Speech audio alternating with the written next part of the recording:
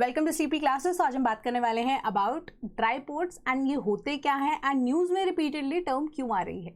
ठीक है, सबसे पहली बात कि ड्राई पोर्ट्स होते क्या हैं, तो आप ये वर्ड को ब्रेक करके देखते हैं। तो जनरली हम पोर्ट्स की बात करते हैं, हमारे दिमाग में ना दो तीन चीज़ें आती हैं। पहला ऐसा कि कोई शिप्स होंगी, ठीक है, वहाँ पे शिप्स की अवेलेबिलिटी होगी, वाटर बॉडी होगी कोई बड़ी सी जहाँ पे हम इंपोर्ट एक्सपोर्ट कर सकते हैं।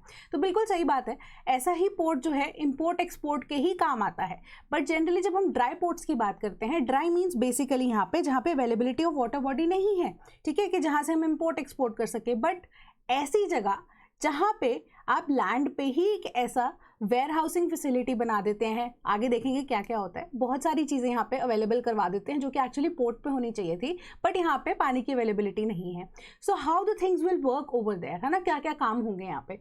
सो इस बारे में थोड़ा सा डिस्कस करेंगे। एंड बेसिकली ये न्यूज़ में अभी फिलहाल क्यों थी इस साल के लिए, अगर हम बात करें अक्टूबर मंथ की बात करें, तो सबसे पहला ड्राई पोर्ट बिहार के अंदर खुला है, बृहत रीजन के अंदर, जो कि पटना के पास है।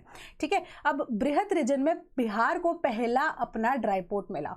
सो अब यह अगर आप ड्राई पोर्ट की बात कर रहे हैं तो बेसिकली एक पब्लिक प्राइवेट पार्टनरशिप के बेसिस पे खुला है।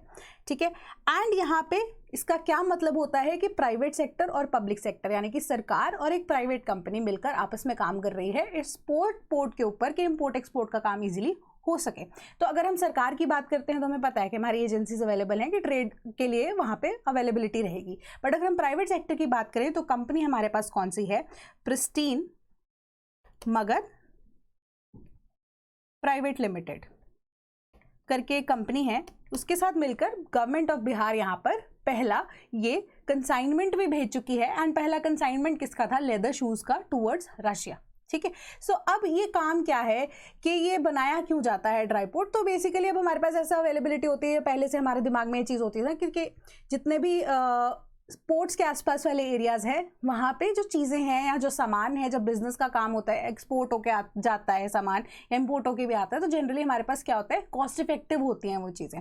तो अब हम पोर्ट से किसी शहर को जो लैंडलॉक्ड एरिया है वहाँ पे पोर्ट तक को तो लेके नहीं जा सकते, है ना। तो अब वहाँ पे उसी लैंडलॉक्ड एरिया के अंदर हम क्या कर सकते हैं, एक बेटर कनेक्टिविटी प्रोवाइड कर सकते हैं। वहाँ पे जिस भी शहर में वो पोर्ट बनेगा, जिसको हम ड्राई पोर्ट बोल रहे हैं, एक बेटर कनेक्टिविटी प्रोवाइड करके, ताकि वो सारा का सारा सामान डायरेक्टली हमारे या तो एयरपोर्ट तक पहुंच जाए या सी पोर्ट तक पहुंच जाए। ठीक है, सो इन दैट केस क्या होगा, कॉस्ट जो है वो रिलेटिवली कम हो जाएगी। अदरवाइज पहले क्या होता था, वो शिपमेंट आप पोर्ट पे भेजते थे, उतना कॉस्ट आपका भी पड़ जाता था एंड फर्दर जो है उसकी कॉम्प्लिकेशंस भी बहुत सारी होती थी, है ना। तो इसीलिए कॉन्सेप्ट आता है हमारे पास ड्राई पोर्ट्स का। तो इंडिया में अगर हम बात करें तो करंटली 300 से ज़्यादा, अप्रॉक्सीमेटली अगर हम देखते हैं 300 से ज़्यादा, बट 330 से ज़्यादा अगर आप कहें वो भी फिगर चलेगी, वो यहाँ पे ड्राई पोर्ट्स की अवेलेबिलिटी है in the landlocked areas also. ठीक है, लैंडलॉक्ड एरियाज के साथ साथ जितनी हमारी पोर्ट्स वाली सिटीज़ हैं वहाँ पे भी हमारे पास ये ड्राई पोर्ट्स वाली फैसिलिटीज़ अवेलेबल रहती हैं, मेजरली कि हम अपना एक्सपोर्ट बेटर कर सकें। एडवांटेजेस भी देखेंगे, फीचर्स भी देखेंगे ड्राई पोर्ट्स की। तो पहले ड्राई पोर्ट क्या होता है, एक बेसिक सी डेफिनेशन मैं आपको बता दूँ कि a dry port is a port, या इसको हम एक और नाम से भी बुलाते हैं, that is inland container depot. ये अब डिपो है जो कि लैंड के अंदर, लैंडलॉक्ड एरिया के अंदर ही है, जो कि कंटेनर्स को यहाँ पे रख रहा है जो कि एक्सपोर्ट होने हैं। ठीक है, क्या करता है, ये प्रोवाइड करता है एक लॉजिस्टिक्स फैसिलिटी, यानी कि इधर से उधर ले जाने का जो हमारा जितना भी फैसिलिटी है वो प्रोवाइड कर रहा है हमें, क्या, ड्राई पोर्ट। ठीक है, away from a sea port और airport for cargo handling, storage and transportation. ठीक है, ट्रांसपोर्टेशन का काम होता है वहाँ पे, स्टोरेज फैसिलिटी का काम है जिसको हम वेयर हाउसिंग बोलते हैं। एंड आपका जो सामान आपने एक्सपोर्ट करना है, जो भी आपकी मैन्युफैक्चरिंग है, जो भी आपकी प्रोडक्शन है, वो आप भिजवा सकते हैं through that inland port which we have. ठीक है, जिसको हम क्या बोलते हैं, ड्राई पोर्ट बोलते हैं। तो बेसिकली क्या कह सकते हैं कि एक तरह का ब्रिज एक्ट की तरह एक्ट करता है एक dry port between the sea port और एयरपोर्ट्स एंड इनलैंड रीजन्स, ताकि एक एफिशिएंट मूवमेंट ऑफ गुड्स हो सके। ठीक है, तो एक one of those being the Bharatmala project जो हमारे पास है गवर्नमेंट ऑफ इंडिया के पास, वो भी अब किसके लिए था, बेसिकली अगर बात करें, भारतमाला प्रोजेक्ट हो गया, हमारा सागरमाला प्रोजेक्ट हो गया, ताकि एक बेटर कनेक्टिविटी प्रोवाइड की जा सके एंड ट्रांसपोर्टेशन का जो कॉस्ट है वो कम से कम हो सके, है ना। इससे क्या होगा, हमारी मैन्युफैक्चरिंग स्ट्रेंथन हो सकती है। तो अब बिहार के लिए क्या क्या फायदे लेके आ रहा है, अगर आप मेजरली देखें, मैंने बताया कि लेदर शूज़ का कंसाइनमेंट पहले रशिया में गया, है ना। तो अब लेदर के एक्सपोर्ट बिहार रीजन, जो कि बहुत ज़्यादा हम बोलते हैं ना, बीमारू स्टेट्स का नाम लेते हैं बिहार में, है ना, तो one of the states being Bihar, तो वो जो बीमारू स्टेट्स का जो टैग है वो हटना यहाँ पर शुरू हो सकता है। क्यों, क्योंकि अगर आप एक्सपोर्ट करें अपने प्रोडक्ट्स को, है ना। अब कई बार ऐसा होता है कि आपके पास टैलेंट बहुत होता है बट वो अपॉर्चुनिटी नहीं मिलती, ठीक है। तो वो अपॉर्चुनिटी जो है वो गवर्नमेंट ने इस ड्राई पोर्ट के थ्रू बिहार को दी है कि आप जितना भी यहाँ पे लोकल गुड्स अवेलेबल हैं जो आप क्वालिटी में बेटर है, ठीक है, आप उसे एक्सपोर्ट कर सकते हैं। लेदर प्रोडक्ट्स की यहाँ पे बात हो रही है, राइस की प्रोडक्शन की बात हो रही है। आने वाले टाइम में बहुत सारी चीज़ों को यहाँ पे लोकल मैन्युफैक्चरर्स को मिलकर यहाँ पर बात करेंगे कि जो जो चीज़ें यहाँ पे एक्सपोर्ट की जा सकती है ताकि इकोनॉमी ऑफ बिहार जो है वो भी बेटर हो सके, लोगों को जॉब अपॉर्चुनिटी भी मिल सके एंड ओवरऑल वो इकोनॉमी में भी यहाँ पे आप कह सकते हो थोड़ा बहुत यहाँ पे अपना योगदान दे सके बिहार की स्टेट, ठीक है। तो इसी तरीके से ये ड्राई पोर्ट्स की अवेलेबिलिटी होना बहुत बड़ा एक रोल है आजकल के टाइम पे। अगर हम एलजीपी की भी बात करते हैं ना, हमारा जो ग्लोबलाइजेशन वाला पार्ट है यहाँ पे बिहार के लिए वो एक इंपॉर्टेंट रोल प्ले करेगा, ठीक है। तो अब बात करते हैं इंपॉर्टेंस क्या है हमारे पास ड्राई पोर्ट्स की। सबसे पहले कि लेस कंजेशन। तो अब आप ये चीज़ को खुद सोचिए कि कोई भी अगर आप पोर्ट पे गए होंगे या अगर गए हैं तो बेटर है, अगर आप नहीं गए होंगे तो ऐसा होता है कि जहाँ से एक एरिया, इसको आप ऐसे एज्यूम कीजिए कि अगर आप किसी भी रेलवे स्टेशन पे फॉर एग्जांपल खड़े हैं, है ना, आपके पास बहुत सारा सामान है, आपको वो लेकर जाना है, तो बट जब रेलवेज में जब आप चढ़ रहे होते हैं एक लाइन में तो वहाँ पे बहुत धक्का मुक्की हो जाती है। तो सिमिलर तरीके से अगर आप देखेंगे कि एक जो पोर्ट है जहाँ पे मल्टीपल शिप्स को जाना है ना, प्रोसेस को स्मूथ करने के लिए क्या होगा, आपको एक पहले ही पोर्ट प्रोवाइड कर दिया गया है जहाँ पे आप क्या करेंगे, सारा का सारा सामान अपना दे देंगे, वहाँ से सामान आपका सीधा सी पोर्ट तक चला जाएगा या एयरपोर्ट तक चला जाएगा, है ना। तो यहाँ पे जो सारी धक्का मुक्की होनी थी जो कि पहले हुआ करती थी वो अब कम हो जाएगी। क्यों? क्योंकि डिफरेंट एरिया से, सपोज कीजिए कि यहाँ पे हमारे पास दूसरे स्टेट में ड्राई पोर्ट है, एक बिहार वाला ड्राई पोर्ट हो गया, एक पंजाब वाला ड्राई पोर्ट हो गया, तो वो सारे जो है यहाँ पे अपना सामान दे देंगे, है ना। तो उससे क्या होगा, फर्दर जितनी भी कंजेशन इस पॉइंट पे बननी थी जो कि एक्चुअली में सी पोर्ट या एयरपोर्ट हो सकता है, वो चीज़ को अवॉइड किया जाएगा, तो लेस कंजेशन होगा, ठीक है। लॉजिस्टिक्स एफिशिएंसी होगी क्योंकि अब हमारे पास प्रोजेक्ट्स हैं ऐसे, है ना। तो बेसिकली जो ड्राई पोर्ट्स का एक फीचर ये भी होता है कि ड्राई पोर्ट्स उसी एरिया के आसपास बनाए जाते हैं जहाँ पे आप तो रिवर हो, जिसको हम इनलैंड वाटरवेज बोलते हैं, कि सी पोर्ट तक वो या तो कनेक्ट कर रही हो या एयरपोर्ट तक कोई भी ऐसा कनेक्ट कर रहा हो, कनेक्टिविटी जहाँ पे बेटर होती है, या रेलवेज की कनेक्टिविटी जहाँ पे अच्छी होती है कि सामान भेजना आसान हो, ईजी हो, या रोड ऐसी है कि जो डायरेक्टली आपको जो है ले जाएगी कहाँ तक, एयरपोर्ट तक या सी पोर्ट तक, ठीक है। तो ऐसा जहाँ पे रोड का अवेलेबिलिटी बेटर है तो ऐसी जगह पे ही ड्राई पोर्ट बनाए जाते हैं। तो लॉजिस्टिक्स जो है वो एफिशिएंट हो जाते हैं, वहाँ पे कम खर्चा हो जाता है, एफिशिएंसी से जल्दी से सामान पहुँच जाता है। देन एक्सपोर्ट्स में ऑब्वियसली बात है राइज आएगा। अब छोटे छोटे जगहों पे जहाँ पे ड्राई पोर्ट्स बन रहे हैं वहाँ के लोकल मैन्युफैक्चरर्स भी चाहेंगे कि हाँ अब हम भी कॉम्पिटिशन में आए, हम भी अब एक्सपोर्ट करते हैं, जो हमारा यहाँ का एरिया है वहाँ पे जो स्पेशलिटी है उसको भी हम चीज़ों का एक्सपोर्ट करके यहाँ पे दुनिया को दिखाना चाहते हैं कि हम भी एग्जिस्ट करते हैं। देन रीजनल डेवलपमेंट का एक बहुत इंपॉर्टेंट पॉइंट है, जैसे मैंने वही बताया आपको कि बीमारू स्टेट्स वाली बात आती है ना, कि जो पिछड़ा एरिया है, ठीक है, वहां पे अब एक तरह की जॉब अपॉर्चुनिटी भी मिल रही है, साथ ही साथ जो मैन्युफैक्चरर्स हैं वो भी क्या करेंगे, ऐसी जगह पे यूनिट लगाना चाहेंगे जहाँ पे ड्राई पोर्ट की अवेलेबिलिटी ज़्यादा है। एंड बिहार में अगर हम देखें मिनरल्स की प्रोडक्शन भी ज़्यादा होता है, छोटा नागपुर प्लेट्यू वाले एरिया तक आ रहा है ना। तो इस तरीके से रीजनल डेवलपमेंट, वहाँ पे इंडस्ट्री आके इन्वेस्टमेंट यहाँ पे करना चाहेगी, उससे जॉब्स बूस्ट होंगी। तो सिमिलर तरीके से इसी न्यूज़ आर्टिकल में जहाँ से मैंने ये आपको इन्फॉर्मेशन की है, गैदर करके दी है, तो वहाँ पर भी एक चीज़ यही लिखी हुई थी एंड के अभी रिसेंट टाइम में एटलीस्ट 12 से 15 ऐसे मैन्युफैक्चरर्स हैं जिन्होंने अपना इंटरेस्ट दिखाया है in the industry in Bihar particularly, ठीक है। तो इस वजह से क्या होगा, रीजनल डेवलपमेंट होगी, ठीक है। रीजनल डेवलपमेंट से क्या होगा, पैसा भी आएगा आसपास वाले लोगों के आसपास, क्यों, क्योंकि इंप्लॉयमेंट यहाँ पर होगी। इससे एक चीज़ का फायदा और हो जाएगा कि कनेक्टिविटी ओवरऑल हमारी बूस्ट होगी, इकोनॉमी जो है वो ओवरऑल देखते हैं इससे भी ज़्यादा बूस्ट होगी, क्योंकि आपस में अब मैंने बताया ना ड्राई पोर्ट्स की अवेलेबिलिटी के लिए हमारे पास क्या, या तो इनलैंड वाटरवेज होना चाहिए, या हमारे पास रोड्स होने चाहिए, ट्रांसपोर्ट होना चाहिए, फैसिलिटी ऐसा, या रेलवेज की कनेक्टिविटी बेटर होगी। एंड अगर ड्राई पोर्ट बना दिया तो वहाँ पे कनेक्टिविटी ऑटोमेटिकली बेटर होनी चाहिए, तभी तो आप शिपमेंट को भेजेंगे इजीली, है ना। तो इस वजह से कनेक्टिविटी ओवरऑल हमारी बेटर होगी। तो अभी जो हमारे पास मेट्रो सिटीज़ हैं वहाँ पे आप ऐसा कोई डिपो खोल देते हैं फॉर एग्जाम्पल, जो पहले खुले हैं वो नहीं, अगर अब खोल देते हैं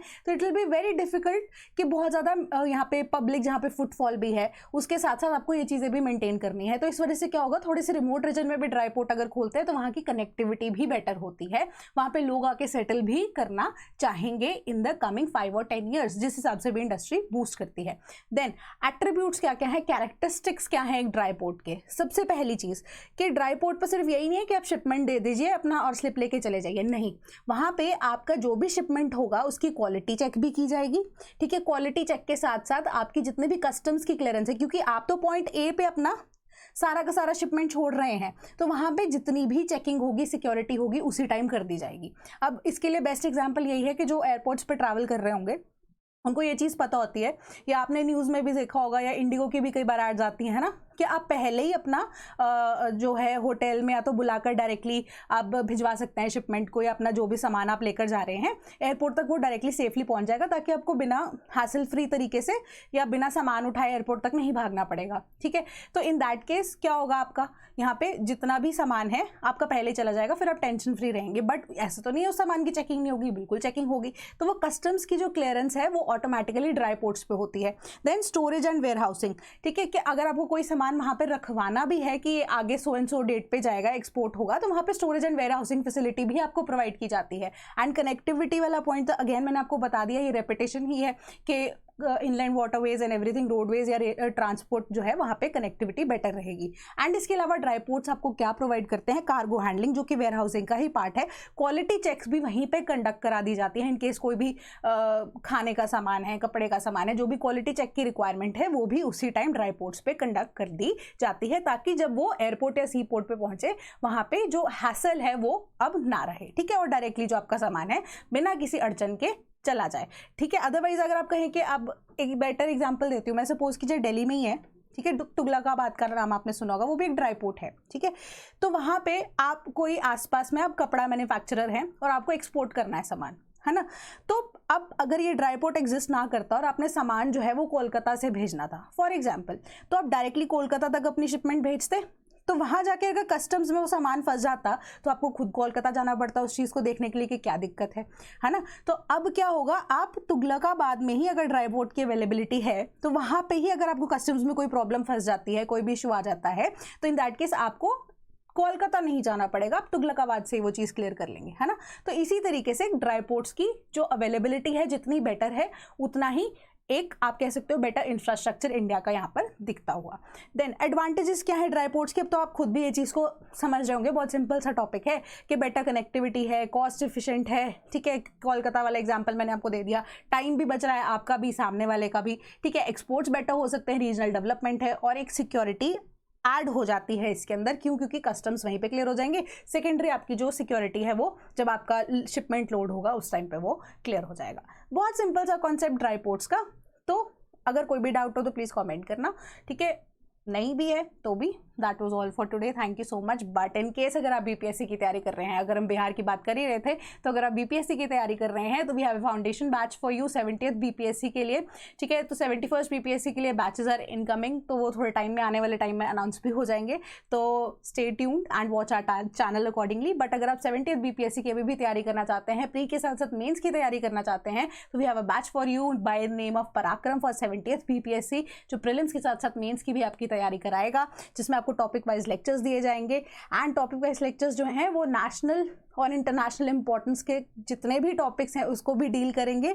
इसके अलावा अगर आप कहें बिहार स्पेसिफिक जितना भी हमारे पास कंटेंट अवेलेबल है वो भी लेक्चर्स आपको यहाँ पर दे दी जाएंगे, बिल्कुल शॉर्ट एंड क्रिस्प नोट्स के साथ, ठीक है। एंड यहाँ पे करंट अफेयर्स आपको दिए जा रहे हैं of contemporary affairs के साथ भी of national and international importance again along with Bihar specific current affairs from January 2023 onwards। and अगर आप इसी बैच में एनरोल होते हैं तो आपको प्रीलिम्स और मेंस दोनों के ही प्रैक्टिस क्वेश्चंस भी दिए जाएंगे एंड अकॉर्डिंगली आप यहाँ पे प्रिपेयर भी कर सकते हैं। PYQs की PDF दी जाएगी आपको प्रीलिम्स एंड मेंस के लिए भी। अगर आप इस बैच में एनरोल भी होते हैं तो आपको एक डेडिकेटेड प्राइवेट आप कह सकते हो टेलीग्राम ग्रुप, जिसको वाया अ लिंक ही आप ज्वाइन कर सकते हैं, ऐसे इररिलेवेंट तरीके से कोई और नहीं ज्वाइन कर सकता है इसको। डेडिकेटेड प्राइवेट टेलीग्राम ग्रुप आपको दे दिया जाएगा, जहाँ पे आप अपने मेंटर्स से बात कर सकते हैं, कोई भी डाउट होगा अपने पीयर्स से भी बात कर सकते हैं, जो ग्रुप में एडेड होंगे, कोई भी डाउट है आपस में डिस्कशन भी कर सकते हैं, all at a price of ₹7499। In case कोई भी क्वेरी है इस बैच के रिगार्डिंग तो आप हमें कॉल भी कर सकते हैं 1800-890-3043 या आप हमें मेल भी लिख सकते हैं sleepy.class@gmail.com।